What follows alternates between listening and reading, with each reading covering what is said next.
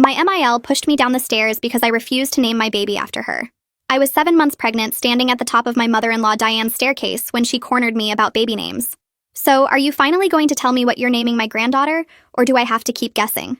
She had been making little comments like this all night, and I kept dodging because I knew she wasn't going to like the answer. My husband Blake and I had already decided on Rose after my grandmother who raised me while my parents were going through their divorce. Now there was no escaping telling her. We're naming her Rose. She repeated it back to me like the word physically disgusted her. Rose, not Diane? The name means everything to me. I carried Blake for 9 months. She cut me off. I raised him by myself after his father walked out. I gave up everything for that boy, and you can't even give me this one thing? It's not personal, Diane. It's my grandmother's name. Diane laughed, but there was nothing funny about it. Your grandmother. Some woman I never met matters more than the woman who created your husband? That's not what I meant, I stuttered out. Then what do you mean? Because it sounds like you're telling me I don't matter. That 32 years of sacrifice mean nothing to you. Her voice was getting louder, and I made the mistake of saying, let's talk about this later when you've calmed down. Calm down? You're standing in my house telling me my name isn't good enough for your disgusting baby and I need to calm down? She stepped closer and I stepped back, but there was nowhere to go. Just the stairs behind me. You know what I think? I think you've been trying to push me out since the day you met Blake. You want him all to yourself. You want to erase me completely. Diane, that's not true. Please understand where I'm coming from with this. I could feel the sweat beads on my forehead. Then prove it.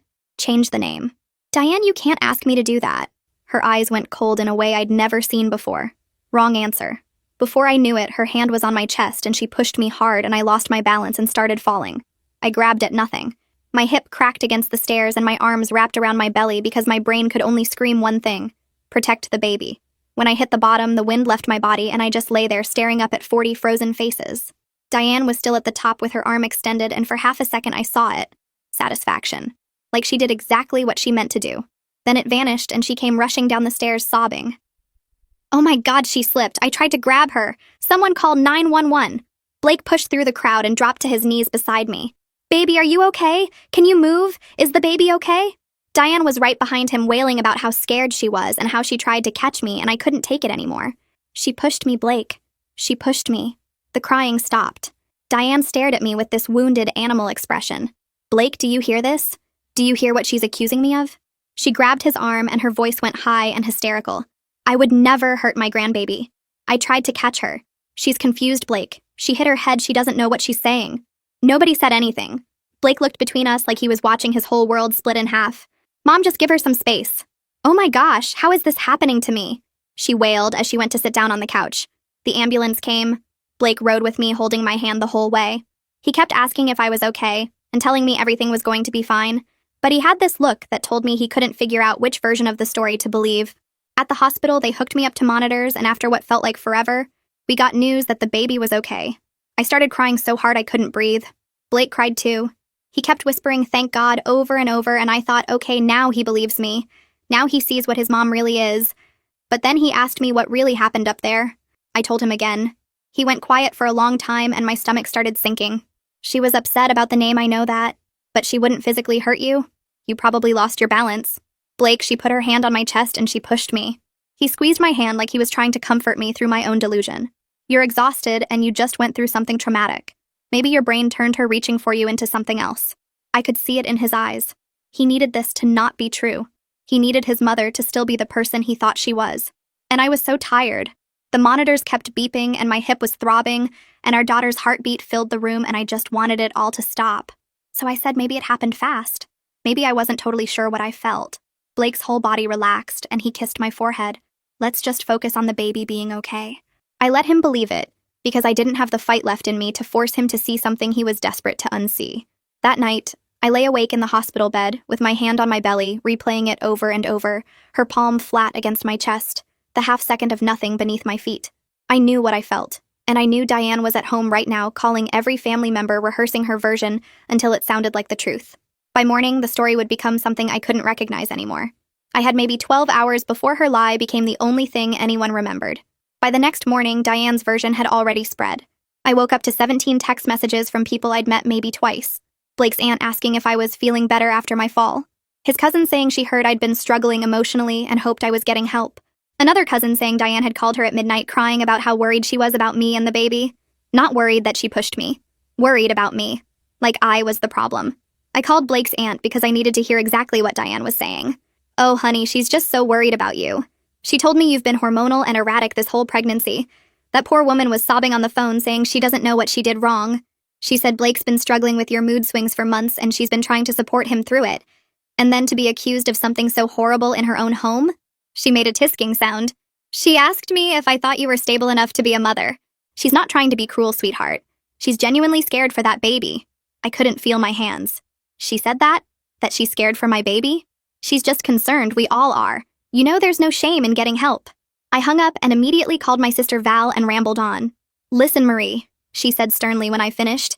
You need to get Blake's head out of his ass before this baby comes or you're going to be co-parenting with that woman for 18 years. Screenshot every text. Record every conversation. This is only going to get worse. In the moment I was thinking, how worse could this possibly get? I didn't know just how worse it could get. When Blake got home that night, I was ready. We need to talk about what your mother is telling people. He sighed and set his keys down. I already talked to her today. She's really hurt by all this. My jaw actually fell. She's hurt? Blake? She's telling your entire family that I'm mentally unstable. She told your aunt she's worried I'm not fit to be a mother. That's not what she said. She's just worried about you, about the stress you've been under. What exactly did she say to you? He sat down across from me and his whole face softened. She was winning him over. She told me about her childhood. Her mom abandoned her when she was 6. She just left a note and never came back. She grew up feeling like she didn't matter to anyone, like she was invisible. And then she had me and finally she felt like she existed, like she meant something. He looked at me with tears in his eyes. I could see where this was going and I wanted to scream. She said naming the baby Diane would have meant she finally mattered enough to be remembered. He reached for my hand. She said she feels like you've never respected her place in this family, like you've been trying to push her out since we got engaged. Did she talk about the push at all? She said she would never hurt you. That you know that. That's not an answer. She said she reached for you when you started to fall. She said she's been replaying it in her head over and over and she doesn't understand how you could think she'd ever hurt her own grandchild. I pulled my hand back from his. So she spent the whole conversation crying about her childhood and never once talked about what she actually did to me. She talked about it. She said she didn't do it. And you believe her. I believe she had a terrible childhood and loves her son and made a mistake in how she reacted to the name thing. But I don't believe she pushed you. I can't believe that. If I believe that, then everything I know about my mother is a lie. There it was.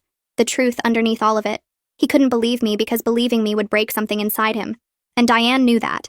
She'd spent 32 years building herself into the center of his world. The sacrificing mother. The abandoned child who gave everything for her son. She wasn't just denying the push. She was making it impossible for Blake to see the push without destroying his entire foundation. She's telling your family I'm mentally unfit to be a mother. She's just scared.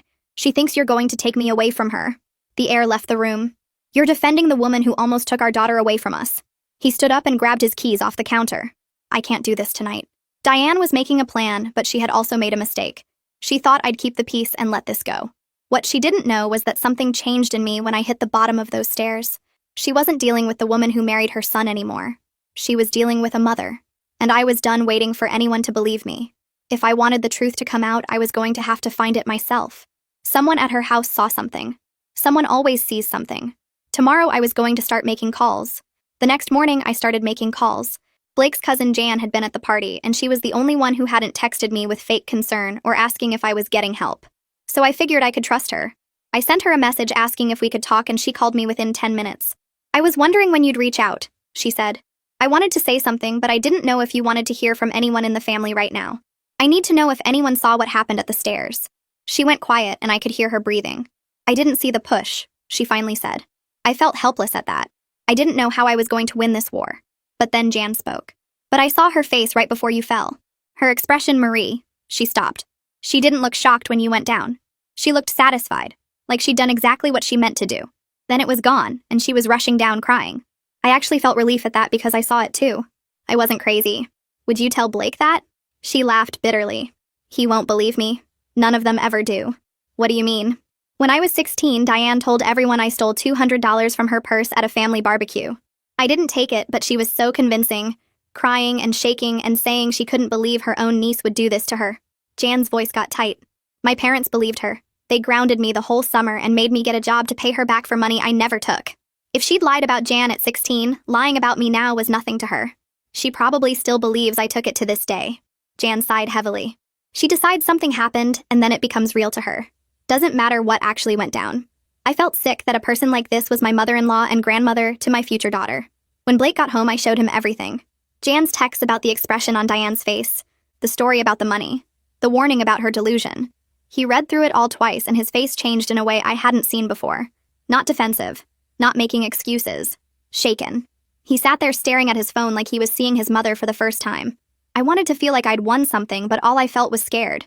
If Jan was right about the pattern, then this wasn't going to end with Diane crying on the phone to relatives. This was going to get worse. 2 days later, my phone rang and Diane's name stared back at me.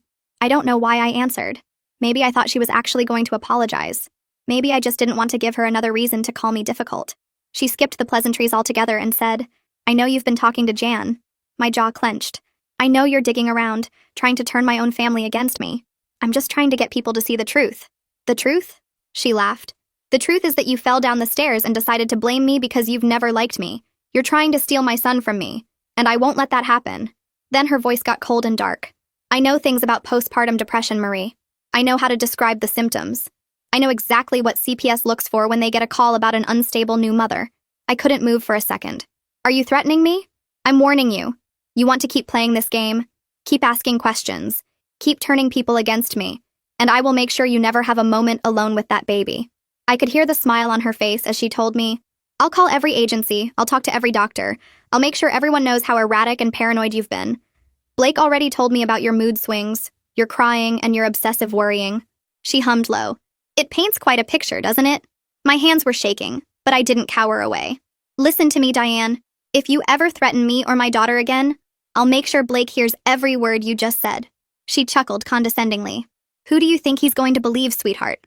His mother who's loved him for 32 years? Or the woman who accused her of trying to hurt her grandbaby?" She hung up and the silence filled the room. She'd actually said it out loud. Threatened to call CPS. Threatened to take my baby.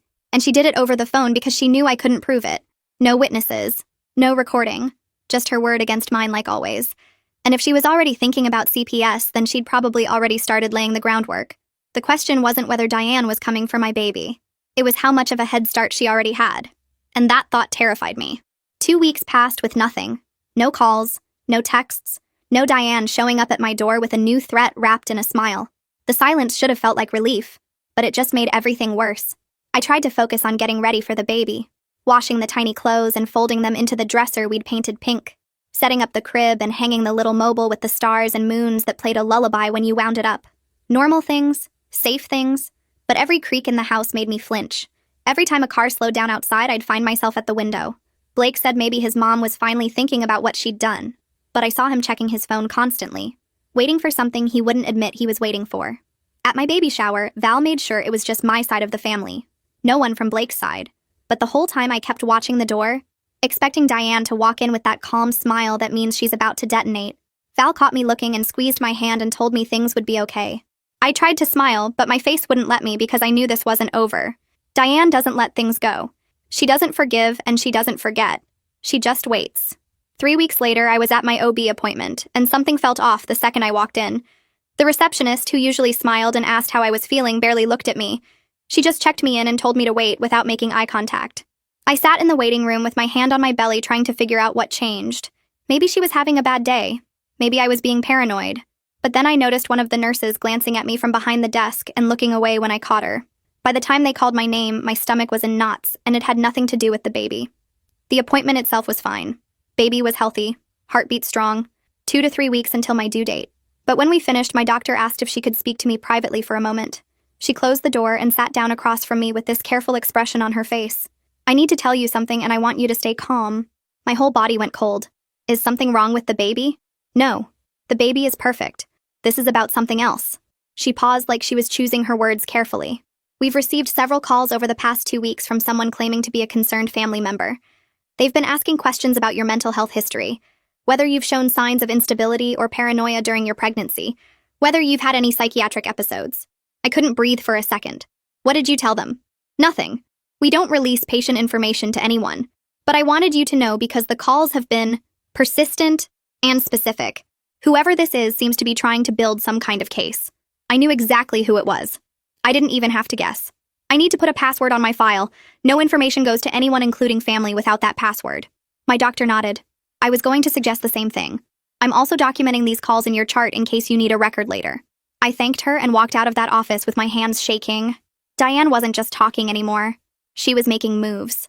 2 days later, my boss called me into her office. She looked confused and a little uncomfortable. I got a strange call this morning. Someone claiming to be a friend of yours. They asked if you'd seemed erratic or unstable at work lately. They mentioned you were pregnant and suggested someone should check on you. My jaw clenched. Did they leave a name? No. They said they wanted to stay anonymous because they didn't want to upset you. But they were very insistent that I should be watching for warning signs. She looked at me carefully. Is everything okay? Is someone harassing you? I told her it was a family issue, and I was handling it. She nodded, but I could see the doubt in her eyes. That's what Diane wanted. She didn't need anyone to believe her completely. She just needed to plant seeds, get people asking questions, create a trail of concerned calls so that later if anyone investigated, they'd find a pattern of people expressing worry about my mental state. I called Val on my way home and told her everything. She was quiet for a long time, and then she said she'd been doing some digging. She'd reached out to Blake's aunt, the one who'd asked if I was feeling better after my fall. She told me Diane has been calling her every week crying about you, saying you've been having psychotic episodes, saying she's terrified for her grandbaby. I pulled over because I couldn't drive and hear this at the same time. There's more, Val said. She asked the aunt if she'd be willing to be a character witness. If something happens. Those were her exact words. If something happens. I sat there in my parked car staring at nothing. Diane wasn't just trying to make me look crazy. She was recruiting people, getting witnesses lined up for whatever she was planning. When Blake got home, I sat him down and told him all of it. The calls to my doctor. The call to my work. What his aunt told Val. I watched his face change as I talked. First confusion, then disbelief, then something I'd never seen on him before. Fear. She's trying to take the baby, he said quietly. I didn't say anything. I just let him sit with it. He pulled out his phone and called her. I watched him put it on speaker. She answered on the second ring, all sweet and warm. Hi, honey. I've missed your voice. Mom, have you been calling Marie's doctor? Silence. A long one. Then her voice came back different. Careful. I'm just worried about the baby. You know your wife hasn't been stable. You've told me yourself how emotional and paranoid she's been. Blake hung up. He sat there staring at his phone with his face pale. I realized then what had happened. Blake had been venting to his mother the way he always did, telling her I was tired and emotional and worried about the birth. Normal pregnancy stuff. And Diane had taken every word and turned it into ammunition. She didn't call back. She didn't text. I almost wished she would because the silence was worse. That night, Blake went to check the mail and came back holding a single envelope from his mom. He handed it to me and I opened it. Inside was a piece of paper with neat handwriting. Blue ink. The letters slightly slanted to the right. It said, all you had to do was name her after me. Enjoy these last weeks together. I read it 3 times. My hand started shaking so hard the paper rattled. Blake took it from me and read it, and I watched his face go white. Neither of us said anything for a long time. That night, I couldn't sleep. I just lay there with my hand on my belly, feeling my baby's kick and thinking about that note. Diane had walked up to our house, put that envelope in our mailbox with her own hands. While we were inside living our lives, she was right there, close enough to touch our door. She wasn't hiding anymore. She wanted me to know she could get to me whenever she wanted. The birth was 2 weeks away, maybe less. And Diane had made it clear she wasn't going to miss it. I went into labor at 39 weeks on a Friday morning. My water broke in the kitchen while I was making toast, and for a second I just stood there staring at the puddle on the floor, thinking this is it. Blake drove me to the hospital going 20 over the speed limit the whole way. When we got there, Blake reminded the nurses that his mom was not allowed in under any circumstances before I could. Her name is Diane. If she shows up, you call security. Don't talk to her. Don't let her talk to anyone. Just get her out. The nurse looked a little startled by his tone but nodded and made a note. He turned to me and took my face in his hands. She's not getting anywhere near you, I promise. I finally felt supported throughout this whole thing. After the note his mom left, he completely changed his tune and admitted to himself that his mom was a cruel person. 6 hours into labor, I was gripping Blake's hand through contractions that felt like my whole body was being torn apart from the inside. The pain came in waves that made it impossible to think about anything else. I'd squeeze Blake's fingers until I could feel his bones grinding together, and he never complained once. He just kept telling me that I was doing amazing, and our Rose was almost here. Then I heard yelling. It was distant at first, coming from somewhere down the hall. I couldn't make out the words, but I knew that voice. I'd know it anywhere. Blake's head snapped toward the door. No, no, no, no! The yelling got louder. She was screaming about her rights, about her grandbaby, yelled that we were keeping her away from her own family. Blake was out the door before I could stop him. Another contraction hit, and I couldn't do anything but grip the bed rails and try to breathe. I could hear Blake's voice now mixing with Diane's. His was low and hard. Hers was high and hysterical. You need to leave. Right now. Blake, honey, I'm just worried about the baby. You know she's not stable. You've told me yourself. I said leave. I'm your mother. I have every right to be here when my grandchild is born. You have no rights. You lost them when you pushed my pregnant wife down the stairs. I didn't push her. She fell. Why won't anyone believe me? I'm being treated like a criminal when all I've done is love this family. You threatened to call CPS on her. You called her doctor. You called her job. You left a note in our mailbox telling her to enjoy her last weeks with our baby. You're not a concerned grandmother. You're a stalker. How dare you speak to me like that, after everything I sacrificed for you? I gave up my entire life for you, Blake, and this is how you repay me? By choosing her over your own mother? Yes, I'm choosing her. I'm choosing my wife and my daughter. And I'm telling you right now, if you don't leave this hospital, I will call the police myself. The nurse came back in looking shaken. Ma'am, your husband is handling it, but she's asking to speak to a social worker. She's telling people you've threatened to hurt yourself. I laughed. Actually laughed even though another contraction was building. Of course she is. 20 minutes later, a woman in a blazer came in and introduced herself as a social worker. She said she had to do a wellness check based on concerns that had been reported. What concerns? I asked through gritted teeth. Someone claimed you have a history of mental illness and have threatened to harm yourself. They said your husband is too afraid of you to speak up. Blake came back in right then. His face was red and his hands were shaking. That someone is my mother. And she's lying. She's been harassing my wife for months. She's been calling her doctors and her workplace trying to make her look crazy. Every single thing she told you is a lie. The social worker looked at me. Is this true? All of it. Check my medical records. Check the notes from my OB. It's all documented. I put a password on my file because she was calling pretending to be family. She looked at my nurse. Has she shown any signs of instability? None. She's been completely calm and cooperative. The only problem we've had is the woman in the waiting room. Then we heard Diane again. Louder this time. Screaming. You can't make me leave. That's my grandbaby. She's poisoned all of you against me. You don't know what she's really like. Security had arrived. Ma'am, you need to come with us. Don't touch me. I'm not going anywhere. Blake, don't do this to me. I'm your mother. I'm your mother. Her voice cracked into something that didn't sound human. She's going to destroy you. She's going to take that baby and leave you with nothing. I'm trying to save you. I heard scuffling. Heard her screaming about lawyers and rights and how everyone would be sorry. This isn't over. Do you hear me? This isn't over. Her voice got further and further away until finally there was nothing. She screamed all the way to the parking lot. Blake came back to my bedside. His eyes were wet. He took my hand and pressed his forehead against mine. I'm so sorry. I'm so sorry I didn't see it sooner. I didn't have the energy to respond because another contraction hit and suddenly it was time to push. Rose was born at 12:01 that night. They put her on my chest and she was so warm and so small and everything else just stopped. Blake was crying. I was crying.